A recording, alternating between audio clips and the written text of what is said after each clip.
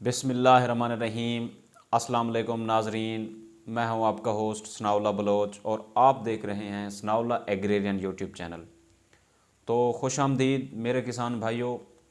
जैसा कि आपको पता है कि गंदम की काश्त अपने आखिरी मराहल में दाखिल हो चुकी है। गंदम की काश्त बिल्कुल एंड पॉइंट पे पहुंच चुकी है। कुछ वैराइटीज़, कुछ अकसाम गंदम की ऐसी रहती हैं जो अभी तक भी काश्त हो रही हैं।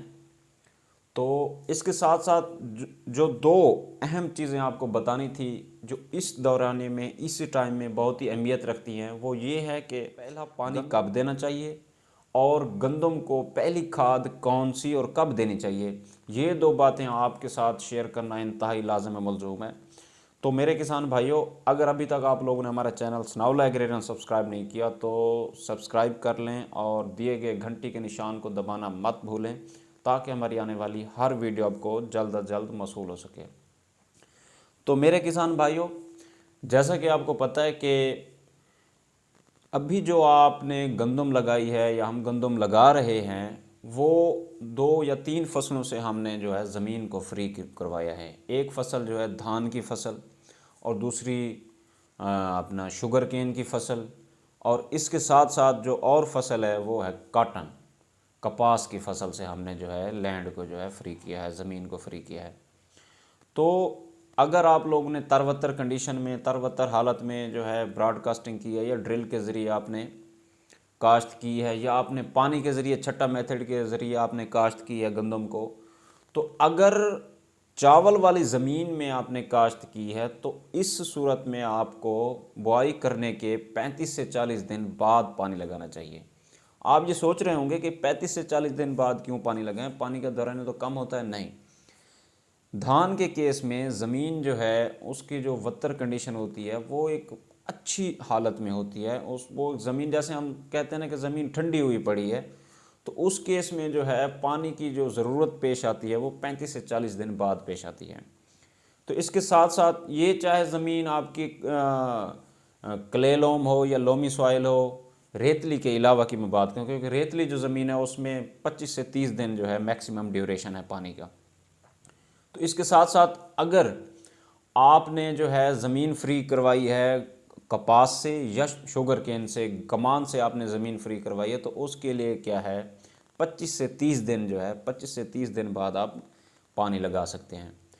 तो अमूमन देखने को ये मिलता है कि हम जैसे पानी लगाते हैं या कोई भी खाद इस्तेमाल करते हैं तो टिलरिंग स्टेज जो है ये या पौधा निकल रहा है, उसके जो पत्ते होते हैं वो पीले कलर के हो जाते हैं और हम परेशान हो जाते हैं और हम बार बार जो है हम यूरिया उसको अप्लाई करते हैं। हाँ, बेसल फर्टिलाइज़र के तौर पे, बुनियादी तौर पे फास्फोरस और यूरिया, नाइट्रोजन बड़ा अहम किरदार अदा करती है। तो इसको मीट करने के लिए, अब जैसे आपको पता है कि डीएपी जो है पाकिस्तान के अंदर इंतहाई पीक पे पहुंच चुकी है, उसका रेट जो है मार्केट में बहुत ही ज़्यादा है और बड़ी मुश्किल से मिल रही है। तो इसका तोड़ जो है, आप डीएपी का तोड़ तो फास्फोरस एक ऐसी चीज़ है जो हम डीएपी से हासिल करते हैं, वो एक फास्ट एक्टिंग है, नॉक डाउन इफेक्ट है, वो जल्द अज जल्द जो है ज़मीन को जो है मुयस्सर हो जाती है।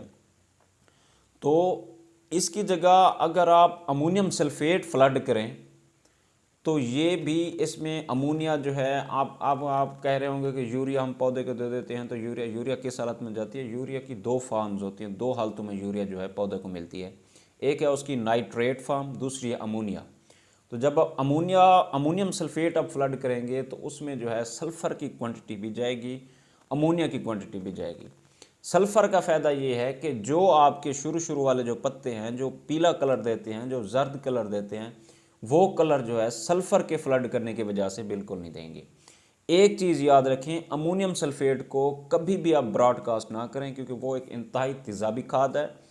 इसको जो है आप महलूल बना के या आप इसको फ्लड के ज़रिए, फर्टिगेशन के ज़रिए आप क्या है इसको दे सकते हैं। तो स्टार्ट में जो है आप बैग का हिसाब किया जाए तो यूरिया जो बेसल फर्टिलाइज़र के तौर पर काम आती है पहले पानी के ऊपर, वो ये है कि 1 बैग आप पर एकड़ के हिसाब से दे सकते हैं। लेकिन ये डिपेंड करता है आपकी सॉइल की कंडीशन पे, आपकी फसल की कंडीशन पे और उस रिज़ल्ट पे, जिस रिज़ल्ट की बेस पे आपने सॉइल को टेस्ट करवाई है, सॉइल टेस्टिंग करवाई है। तो पहले पानी के तौर पे आप अमोनियम सल्फेट, यूरिया या आप जो है डीएपी फ्लड कर सकते हैं। तो इसी तरह इंशाल्लाह इस पूरे सीज़न में हम आपके साथ जुड़े रहेंगे और आपको मुफीद मालूमात आप तक पहुँचाते रहेंगे। हमारे चैनल स्नाउला एग्रेरियन को सब्सक्राइब करना मत भूलिए। अल्लाह निगहबान। वस्सलाम।